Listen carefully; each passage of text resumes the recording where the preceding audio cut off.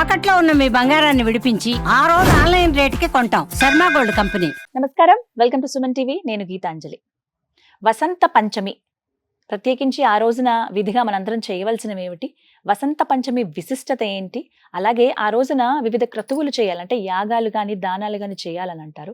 ఏవి చేస్తే మంచిది, ప్రత్యేకించి వసంత పంచమి అనగానే సరస్వతీదేవి ఆరాధన, దాంతోపాటుగా అక్షరాభ్యాసాలు కూడా చూస్తూ ఉంటాము. ఇలా ఏ సమయంలో చేయిస్తే మంచిది, పూర్తిగా ఆ రోజు విశిష్టత తెలుసుకుందాం. వివరించేందుకు ప్రస్తుతం మనతో పాటు ఉన్నారు శ్రీచక్రపీఠం వ్యవస్థాపకులు, ప్రముఖ జ్యోతిష్యులు బ్రహ్మశ్రీ ప్రదీప్ జోషి గురువు గారు. వారితో మాట్లాడదాం. గురుగారు నమస్కారం అండి. శ్రీమాత్రే నమః. వసంత పంచమి ఎన్నవ తారీఖు అనేది ఒక చిన్న సందేహం గురువుగారు. 2వ తారీఖా 3వ తారీఖు అనేది మొదటిది. అసలు వసంత పంచమి విశిష్టత వీటి గురించి వివరించండి ముందుగా. శ్రీ గురుభ్యో నమః. శ్రీమాత్రే నమః. శుక్లాం బ్రహ్మ విచారసార పరమాం ఆద్యాం జగద్వ్యాపినీం వీణా పుస్తకధారిణీం అభయదాం జాఢ్యాంధకారాపహాం హస్తైస్ఫాటికమాలికాం విదధతీం పద్మాసనే సంస్థితాం వందే తాం పరమేశ్వరీం భగవతీం బుద్ధిప్రదాం శారదాం. జ్ఞానానందమయం దేవం నిర్మలస్ఫటికాకృతిం ఆధారం సర్వవిద్యానాం హయగ్రీవముపాస్మహే.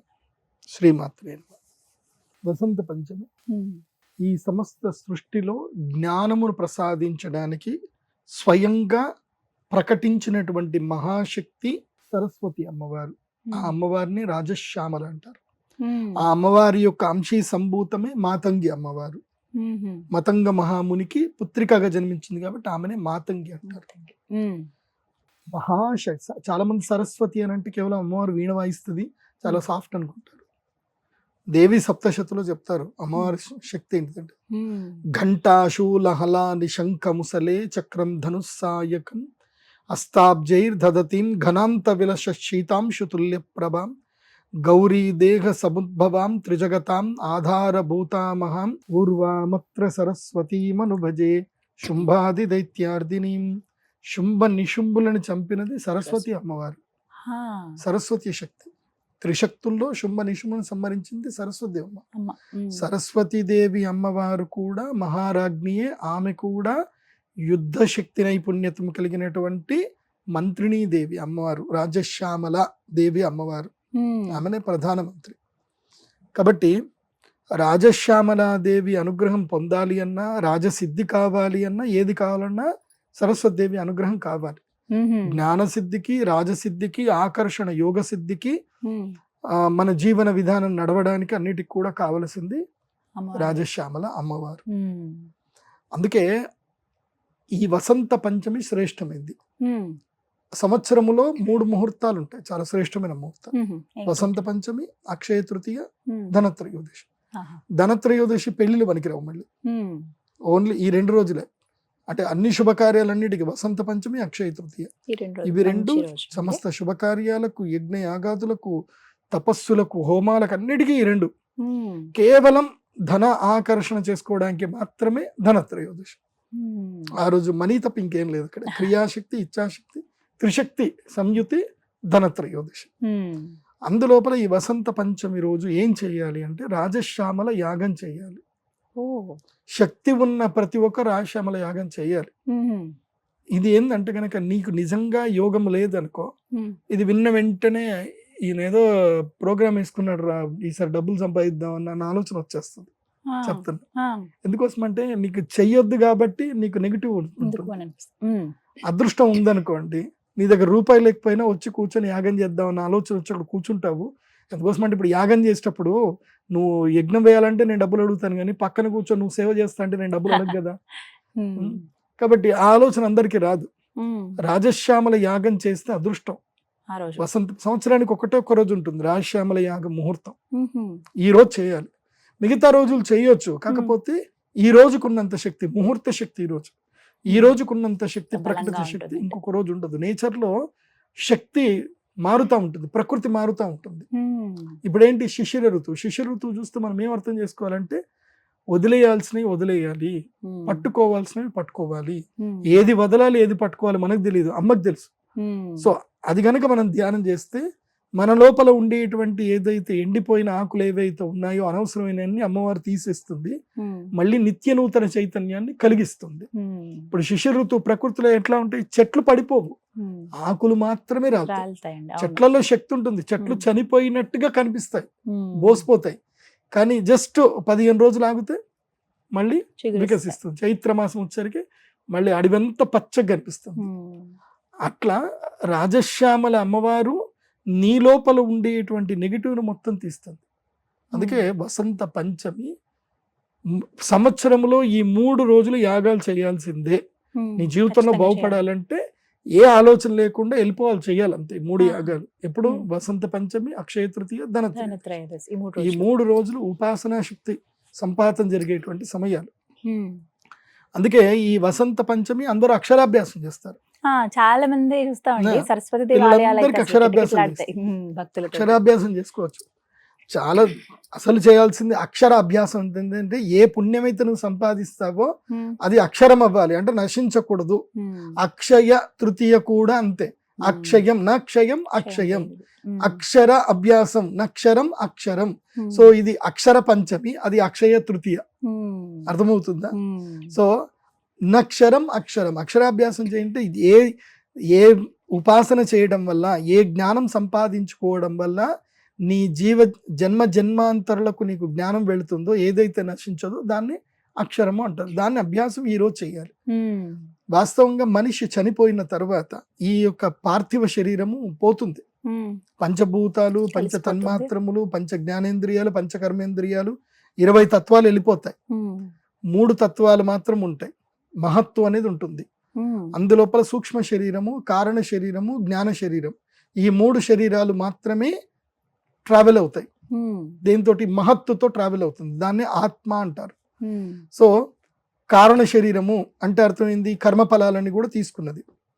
కారణ శరీరము, సూక్ష్మ శరీరం అంటే జీవాత్మ, చైతన్యం, ద సోల్.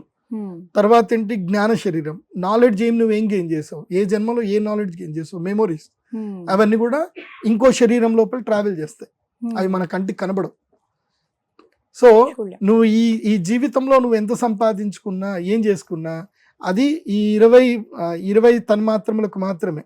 ఏవి, పంచ జ్ఞానేంద్రియాలు, పంచ కర్మేంద్రియాలు, పంచ తన్మాత్రములు, పంచ భూతములు ఈ శరీరంలో ఉండేవి. అక్కడి వరకే నువ్వు అనుభవిస్తున్నాను అనుకుంటావు. ఈ శరీరం పోయినా ఇంకేం అనుభవిస్తావు. ఇప్పుడు ఉదాహరణకి నీకు అనస్థీషియా ఇచ్చారు, ఇక్కడ అనస్థీషియా ఇచ్చి ఇక్కడ వాత పెట్టారు, నొప్పి ఉంటుందా? ఏముండదు. అంటే నువ్వు అనుభవిస్తున్నావు అంటే లేదు, నొప్పి అనుభవించట్లేదు. నోట్లో షుగర్ వేశారు, నాలుకకేం తెలియట్లా, స్వీటు అనుభవించట్లే. అంటే ఏది నువ్వు అనుభవించట్లే, అంటే నీ లోపల ఉన్న తన్మాత్రములు పనిచేయట్లే. అంటే లోపల ఉండేటువంటి ఆత్మ కూడా ఏది అనుభవించట్లే. ఆత్మకి ఏమీ లేదు, ఉండేది ఒక్కటి మాత్రం ఉంటుంది. ఆత్మకి ఏంటి, జ్ఞానం. అది మాత్రం పర్సీవ్ చేస్తుంది. అందుకే జ్ఞానశక్తి, తర్వాత తపశ్శక్తి, ఇవన్నీ కూడా మనకి తప్పకుండా ఎన్ని జన్మలు ఎత్తినా క్యారీ ఫార్వర్డ్ అవుతుంది. అవి మనం నిజంగా సంపాదించుకోవాలి. ఆ సంపాదించుకోవడానికి మనకి 300 డేస్ ఉన్నాయి, 300 రోజులు ఉన్నాయి. ఆ 300 రోజుల్లో 60 రోజులు మాత్రం శక్తి సంపాదించుకోవడానికి ఉన్నాయి. ఆ 60లో 3 రోజులు మాత్రం ఇవి. ఏవి, వసంత పంచమి, అక్షయ తృతీయ, ధనత్రయోదశి. మిగతా 24 రోజులు ఏమిటంటే కనుక పర్వదినాలు. ఇంకా దాంట్లో వచ్చేటివి ఏంటంటే ఒక 9 నవరాత్రులు వస్తాయి. ఏవైనా నవరాత్రులు, 9 నవరాత్రులు. దాంట్లో ఇంకొకటి ఏంటంటే పర్వదినం, మహాశివరాత్రి. అంతే. ఇంతకు మించి ఏం లేవు. అంటే 60 రోజుల లోపల ఇక్కడికి పిఠాంపఠం అయిపోతుంది. 300 రోజులు మీ యొక్క సంసార జీవితంలో కింద మీద పడి కొట్టుకోండి, ఏమన్నా చేయండి. 60 రోజులు ఉపాసన చేయండి. ఆ 60 రోజులు చేయలేరు, కనీసం ఈ 3 రోజులైనా యాగం చేయండి. అందుకే అక్షరాభ్యాసం అంటే చాలా మంది ఏమనుకుంటారంటే మా చంటి పిల్లాడికే చేయాలనుకుంటారు. నో, చంటి పిల్లాడు ప్రతి ఒక్కరూ ఆ రోజు అక్షరాభ్యాసం చేయాల్సిందే. మీ కౌంటర్ల మీద, మీ ఆఫీస్ కౌంటర్ల మీద కూర్చోవాలి. మీరేమన్నా శ్రీ మహాసరస్వతి అనమా అని ఒక 11 సార్లు రాయాలి, శ్రీమాత్రే అనమా అని ఒక 11 సార్లు రాయాలి. ప్రతి ఒక్కరూ రాయాలి, ప్రతి ఒక్కరూ దైవ దర్శనం చేయాలి. మనం అందరం పిల్లలమే అమ్మవారి దగ్గర. మనం ఏం పెద్ద తెలివైన వాళ్ళు అనుకుంటున్నామా? ఏం తెలియట్లే, ఏమి పని చేయవు మనకి అమ్మవారి అనుగ్రహం లేకపోతే. కాబట్టి ప్రతి సంవత్సరం మనకు అక్షరాభ్యాసం మనం చేయాల్సిందే. ఏదో చిన్నప్పుడు మనకు తెలియదు కాబట్టి అమ్మ నాన్న కూర్చోబెట్టి ఈ రాపిస్తారు, అది వరకు ఓకే, అది బిగినింగ్. కానీ కట్టె కాలేంత వరకు ఇది చిట్ట చివరి శ్వాస వరకు అభ్యాసం చేస్తూనే ఉండాలి. అదే ఆ వసంత పంచమి యొక్క ముఖ్య ఉద్దేశం. ఇంకోటి ఏంటంటే వసంత పంచమి శక్తి సంపాతం రోజు. అంటే యూనివర్సల్ ఎనర్జీ శ్రీ విద్య ఉపాసకులకు ఒక శక్తి ఇస్తుంది. ఈ 3 రోజుల్లో మేము అమ్మవారి శ్రీ విద్య ఉపాసకులం కాబట్టి చెప్తున్నాను, శక్తి సంపాతం ఉంటుంది ఆ రోజు. ఆ రోజు నేను అందరికీ ఫ్రీగా చేసేది ఒకటి ఉంటుంది. ఏమిటంటే మీరు ఎవరైనా ఏదైనా కష్టం ఉంటే ఈ 3 వస్తువులు తెచ్చుకోండి. ఒకటి శత్రు బాధ, రుణ బాధ, భూములు అమ్ముడు పోవట్లేదు, ఎవడో మిమ్మల్ని ఇబ్బంది పెడతా ఉన్నారు, ఏదో జరుగుతూ ఉంది అన్నప్పుడు తెల్ల ఆవాలు తెచ్చుకోండి. ఓకే, లవంగాలు తెచ్చుకోండి. దేనికోసం అంటే మీకు జ్ఞాపక శక్తి లేదు, ఆరోగ్యం అస్సలు బాగాలేదు, తెలివితేటలు పిల్లలకు రావట్లేదు, కాంపిటేటివ్ ఎగ్జామ్స్కి ముందుకెళ్ళట్లేదు, లవంగాలు తెచ్చుకోండి. తీవ్రమైనటువంటి శారీరక దుఃఖాలు, కడుపు బాగాలేకపోవడము, జాయింట్ పెయిన్స్ ఉండడము, ఏవైనా ఇబ్బందులు ఉంటే, తీవ్రమైన రోగాలు ఏమైనా ఉంటే ఇంత బెల్లం తెచ్చుకోండి. ఆ రోజు అందరికీ కూర్చోబెట్టి నేను ఒక మంత్రం శక్తిపాతం చేసి అందరికీ చెప్తాను. వాళ్ళ చేతిలో పెట్టుకొని ఒక మంత్రం వాళ్ళు చదువుకొని చేస్తే నేను శక్తిపాతం ఇస్తాను. ఆ ప్రసాదం దగ్గర పెట్టుకుంటే వాళ్ళకి ఏమేం చేయాలో చెప్తాను, వాటితో ఏమేం చేయాలో చెప్తాను. అది కూడా ఇప్పుడే చెప్తే ఎవరు రారు కాబట్టి అందుకోసం అంటే నేను చెప్పానంటే ఎవడో కాపీ పేస్ట్ చేస్తాడు. సో ఆ శక్తిపాతం చేసి ఆ పీఠం దగ్గర శక్తిపాతం చేసి ఇస్తాను. అదంతా అందరికి ఫ్రీనే. అండ్ అక్షరాభ్యాసము నా చేతితోటి అందరికి రాపిస్తాను.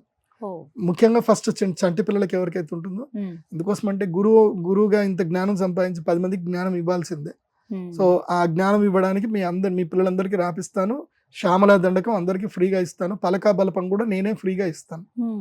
కాకపోతే మీరు ఆ అక్షరాభ్యాసానికి సంబంధించి పూజలో పాల్గొనాలంటే మా శ్రీచక్ర పీఠానికి ఏదైనా డొనేషన్ చేయాలి. ఒక 2500 3500 డొనేషన్ చేసి మీకు స్ఫటికలింగము లేదంటే మాతంగి మాల, ఈరోజు తప్పకుండా స్ఫటికమాల ధరించాలి. మాతంగి మాల డొనేషన్ ఇవ్వడము, మీ డొనేషన్ తగ్గట్టుగానే మీకు ఒక ప్రోడక్ట్ ఇస్తాం. సో అక్షరాభ్యాసం ఫ్రీనే, వాస్తవంగా ఫ్రీనే అక్షరాభ్యాసం. కాకపోతే మీరు ఏదైనా ఒకటి కొనుక్కోవాలి, వస్తువు ఏదైనా కొనుక్కుంటే మేము అందరికి భోజనాలు పెట్టాలి కదా.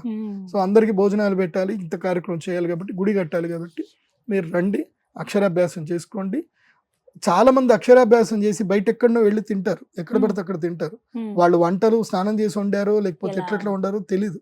కాబట్టి అక్షరాభ్యాసము పవిత్రంగా స్నానం చేసి చేసుకున్నాక అమ్మవారికి నైవేద్యం పెట్టిన ప్రసాదమే భోజనం చేయండి. అమ్మవారి దగ్గర కూర్చోండి. ఆ రోజు నేను అందరికీ శ్యామలా దండకం చెప్తాను, మీరందరూ శ్యామలా దండకం అనండి, నాతో కలిసి లలితా సహస్రనామ పారాయణం చేయండి. ఇది ఒక సెలబ్రేషన్, ఒక పండగ. ఏదో వెళ్ళి అట్లా వెళ్ళిపోయి దండం పెట్టేసి అడావిడిగా దండం పెడుతుంటే ఒకటి పట్టుకొని గట్టిగా లాగి చల్ నడు నడు నడు, ఇంత రష్ ఉంది నడు. మా టెంపుల్లో అట్లా ఉండదు. No rush, no lines, nothing. ప్రశాంతంగా అందరు వెళ్ళండి, అమ్మవారి దర్శనం చేసుకోండి, ధ్యానం చేసుకోండి. ఎవరికి ఎవరు ఇబ్బంది పెట్టుకోవద్దు, చక్కగా కూర్చోండి.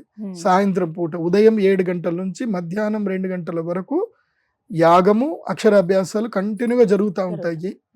2 గంటల నుంచి 5 గంటల వరకు ఈ శక్తి సంపాతం ఏదో నేను చేయించిస్తాను. 6 గంటల నుంచి 8 గంటల వరకు లలితా సహస్రనామము శ్యామలా దండకం ఉంటుంది. 8 గంటలకు అందరు వెళ్ళిపోండి ఇంకా ఇంటికి. అందరికి అమ్మవారి ఫోటోలు ఇస్తాను, అమ్మవారి ఫోటోలు, మూల బీజాక్షర మంత్రము, అందరికి ఫోటోలు ఫ్రీగా ఇస్తాను. వచ్చిన అందరికి తీసుకొని వెళ్ళండి, హ్యాపీగా ఉండండి. 2వ తారీఖు అండి, 3వ తారీఖు? ఫిబ్రవరి 2. 3వ తారీఖు డౌటే లేదు. ఫిబ్రవరి 2వ తారీఖు మార్నింగ్ 7 o'clock నుంచి 7 గంటల నుంచి మధ్యాహ్నం 2 గంటల వరకు కంటిన్యూ యాగం జరుగుతూ ఉంటుంది. భోజనాల తర్వాత లలితా సహస్రం, విష్ణు సహస్రం. ఆ రోజంతా అమ్మవారి సన్నిధిలో ఉండాలి, అంతే. సేవ చేయాలి, అందరు రావాలి, సేవ చేయాలి. సేవ చేసే ఉద్దేశం ఉంటేనే రండి. మాకెవరో ఏదో చేస్తారు, మేము డబ్బులు కట్టాం కదా అని అంటే మాత్రం రావద్దు.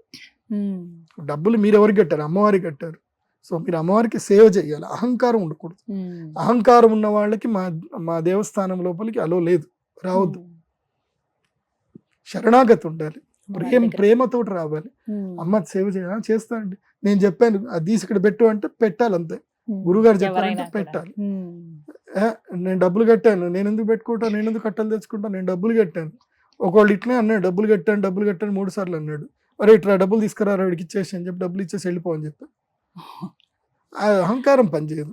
ఇప్పుడు దేవస్థానం చేస్తున్నావు అంటే నీకు నువ్వుగా సేవ చేసుకోవాలి. అక్కడ సేవా దృక్పథం ఉండాలి, సేవా భావన ఉండాలి. ఉంటేనే అమ్మ అనుగ్రహిస్తుంది. అహంకారం వస్తే తన్ని బయటకు నెట్టేస్తుంది అమ్మవారు. అంతే. చాలా జాగ్రత్తగా ఉండాలి అమ్మ. నా- మొత్తం మీద వసంత పంచమి ఇలా నిజామాబాద్ లో మీ పీఠం దగ్గర ఆ, జరుగుతున్నాయి. మీరు PradeepJoshi.com వెబ్సైట్ లో అన్ని డీటెయిల్స్ ఉంటాయి, చూడండి. మా పిల్లలకు ఊరికే ఫోన్ చేయకండి, పాపం వాళ్ళు చెవు నొప్పి వచ్చేస్తుంది వాళ్ళకి, అన్ని డౌట్లు అన్ని అడుగుతా ఉంటాయి. సందేహాలు వస్తాయి కదా గురువు గారు, కాకపోతే అన్ని అడుగుతారు. వెబ్సైట్ లో ఉంటాయి, ఎక్కువ సందేహాలు వద్దు. వెబ్సైట్ లో బుక్ చేసుకోవాలి, వచ్చేయాలి అంతే. ఇప్పుడు స్టార్ట్ అయిపోయాయండి bookings? స్టార్ట్ ఎప్పుడో అయిపోయి స్టార్ట్ స్టార్ట్ అయినట్టున్నాయి అయిపోయి కదా. ఇప్పుడే స్టార్ట్ అయిపోయి. కానీ అవకాశం ఎంతమంది అంటే లిమిటెడ్ ఏమన్నా ఉందా అండి? ఎంతమందికి ఎంతమంది వచ్చినా చేస్తానులేండి. ఆ రోజు? అక్షరాభ్యాసానికి అయితే 1000 మందికి అలౌడ్ ఉంది. రాజశ్యామలయ్య గారికి మాత్రం 100 మందికి అలౌడ్. 100 మంది కన్నా ఎక్కువ లేదు. రాజశ్యామలయ్య ధన్యవాదాలండి, నమస్కారం. శ్రీమాత్రే నమః.